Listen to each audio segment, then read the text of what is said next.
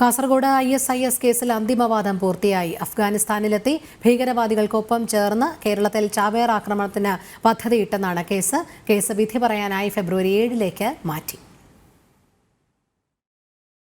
കേരളത്തിൽ നിന്ന് ഹിജ്റ ചെയ്ത് അഫ്ഗാനിസ്ഥാനിൽ പോയി ISISൽ ചേർന്ന അബ്ദുൾ റാഷിദ് അബ്ദുള്ളയുടെ നിർദ്ദേശപ്രകാരം കേരളത്തിൽ ചാവേർ ആക്രമണത്തിന് പദ്ധതിയിട്ട പാലക്കാട് സ്വദേശി റിയാസ് അബൂബക്കർ പ്രതിയായ കേസിൽ കൊച്ചി NIA കോടതിയിൽ അന്തിമവാദം പൂർത്തിയായി. 2019 ഏപ്രിൽ 29-നാണ് NIA റിയാസിനെ അറസ്റ്റ് ചെയ്തത്. റിയാസും കൂട്ടുപ്രതികളായ കൊല്ലം സ്വദേശി മുഹമ്മദ് ഫൈസലും കാസർഗോഡ് സ്വദേശി അബൂബക്കർ സിദ്ദിഖും ചേർന്ന് കേരളത്തിൽ ചാവേർ ആക്രമണത്തിന് പദ്ധതിയിട്ടെന്നും അതിനായി ലുലു മാളിന് സമീപത്തും മറൈൻ ഡ്രൈവിലും വെച്ച് ഗൂഢാലോചന നടത്തിയെന്നുമാണ് NIA കേസ്. മുഹമ്മദ് ഫൈസലും അബൂബക്കർ സിദ്ദിഖും പിന്നീട് മാപ്പുസാക്ഷികളായ ഈ കേസിൽ ഡീറ്റെയിൽ തെളിവുകളും CDR, ടവർ ലൊക്കേഷൻ, പ്രതിയുടെ സോഷ്യൽ മീഡിയ എക്സ്ട്രാക്ഷൻ മുതലായ തെളിവുകൾ NIA കോടതിയിൽ ഹാജരാക്കിയിരുന്നു.